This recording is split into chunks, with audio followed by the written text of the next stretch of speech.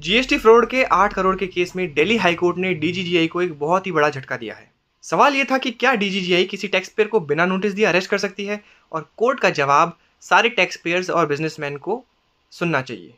पूरा मामला एक कंपनी डाक इंटरनेशनल प्राइवेट लिमिटेड से जुड़ा हुआ है। डीजीजीआई को इनपुट्स मिली थी कि कंपनी सस्पिशियस जीएसटी ट्रांजैक्शंस कर रही है। इन्वेस्टिगेशन के दौरान डीजीजीआई ने यह क्लेम किया कि कंपनी ई वे बिल जनरेट तो कर रही है, लेकिन वो गवर्नमेंट को जमा नहीं करवा रही है, जिसकी वजह से 8 करोड़ का गवर्नमेंट को नुकसान झेलना पड़ा है। इन्वेस्टिगेशन में डीजीजीआई ने ये आरोप लगाया कि कंपनी जो है वो सर्कुलर ट्रेडिंग में इन्वॉल्व है, और वो गलत तरीके से इनपुट टैक्स क्रेडिट का बेनिफिट लेकर, यानी कि आईटीसी का बेनिफिट लेकर उसे पास ऑन करके गवर्नमेंट को 8 करोड़ का नुकसान पहुंचाया गया है। डीजीजीआई का ये भी कहना है कि जब इन्वेस्टिगेटिंग टीम उनके रजिस्टर्ड ऑफिस पर पहुंची कंपनी के, तो वहां पर कंपनी का कोई भी एम्प्लॉय काम नहीं कर रहा था, और कंपनी जो है वो वर्चुअली ही अपने ऑफिस से काम कर रही थी। डिपार्टमेंट का कहना है कि समन्स भेजे गए, लेकिन कंपनी कोई रिस्पॉन्ड नहीं कर रही है और इन्वेस्टिगेशन में कोऑपरेशन बिल्कुल भी नहीं दिखा रही है। दूसरी तरफ अक्यूज्ड पर्सन का ये कहना है कि वो इन्वेस्टिगेशन में पूरा कोऑपरेशन दिखा रहे हैं। उन्होंने अपीयरेंस भी दी है डिपार्टमेंट के सामने, इवन डॉक्यूमेंट्स भी सबमिट करवाए हैं।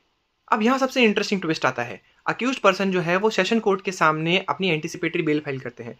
Session court anticipatory bail deny तो कर देता है, लेकिन साथ में एक रिलीफ भी देता है। वो ये बोलता है कि इन केस अगर अथॉरिटीज़ को ये लगता है कि इनको अरेस्ट करना ज़रूरी है, इनके ऊपर कोई कोर्सिव एक्शन लेना ज़रूरी है, तो वो अक्यूज को अरेस्ट करने से पहले 7 दिन का एक प्रायर नोटिस देंगे, उसके बाद वो उसे अरेस्ट कर सकते हैं। डीजीजीआई ने इसी डायरेक्शन को दिल्ली हाई कोर्ट के सामने चैलेंज कर दिया, और उन्होंने कहा कि ये तो सेशन कोर्ट ने एक तरह से ब्लैंकेट प्रोटेक्शन अक्यूज पर्सन को ग्रांट कर दी है, जो कि इलीगल है।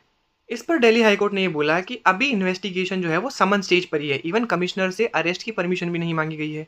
तो सेशन कोर्ट की जो रिलीफ है 7 डेज की, वो एंटीसिपेटरी बेल की ब्लैंकेट प्रोटेक्शन में नहीं आएगी। दिल्ली हाई कोर्ट ने क्लियर किया है कि जो अक्यूज पर्सन है उनको इन्वेस्टिगेशन में पूरा कोऑपरेट करना होगा। इन केस अगर वो कोऑपरेट नहीं करते हैं तो अथॉरिटीज़ के पास पूरा पावर है कि वो कानून के मुताबिक अपना एक्शन ले सकते हैं। इसका सीधा सा मतलब है कि दिल्ली हाई कोर्ट ने डीजीजीआई और टैक्स पेयर के राइट्स, इनके बीच में बैलेंस बनाने की पूरी कोशिश करी है, और इसी वजह से दिल्ली हाई कोर्ट ने डीजीजीआई की ये पिटीशन डिसमिस कर दी।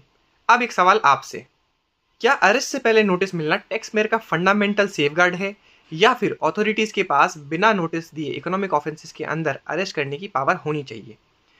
आपका जवाब कमेंट सेक्शन में ज़रूर लिखें। इस पूरे मामले को जानने के लिए डिस्क्रिप्शन में दिए गए लिंक पर क्लिक करके आप ये पूरा केस का ऑफिशियल ऑर्डर कॉपी के साथ पढ़ सकते हैं।